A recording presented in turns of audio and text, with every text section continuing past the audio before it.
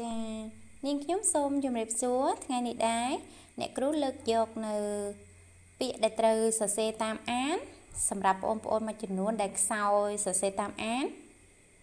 អញ្ចឹងថ្ងៃនេះអ្នកគ្រូលើកយកពាក្យចំនួន10ពាក្យប៉ុន្តែបងប្អូនមានសៀវភៅប៊ិចឬក៏ខ្មៅដៃត្រៀមសរសេរពាក្យទាំង10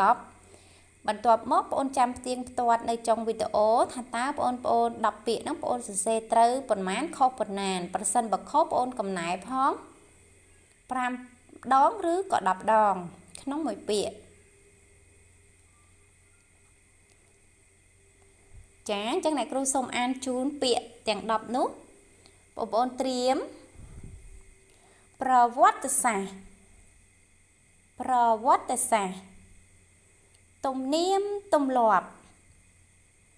ទំនៀមទម្លាប់ប្រពៃណីបុព្វបុរសមោទនភាពមន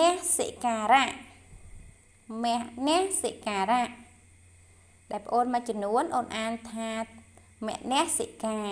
អញ្ចឹងបើតាមវចនានុក្រមគឺមនសិការៈព័ត៌មានឬអានថាព័ត៌មាន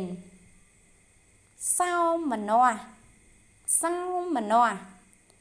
ស្ដុកស្ដំ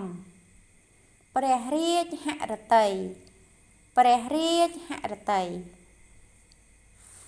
ចាឥឡូវអ្នកគ្រូសូមបង្ហាញចម្លើយប្រវត្តិសាស្ត្រទំនៀមទម្លាប់ប្រពៃណីបុព្វបុរសមោទនភាពមនសិការៈ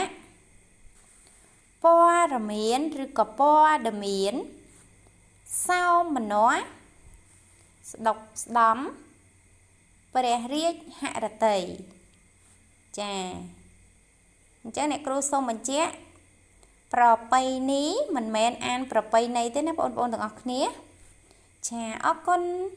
ជួបអ្នកគ្រូនៅវីដេអូក្រោយៗទៀតកុំភ្លេចបងប្អូនខុសសូមកំណែពាក្យទាំងនោះផងណា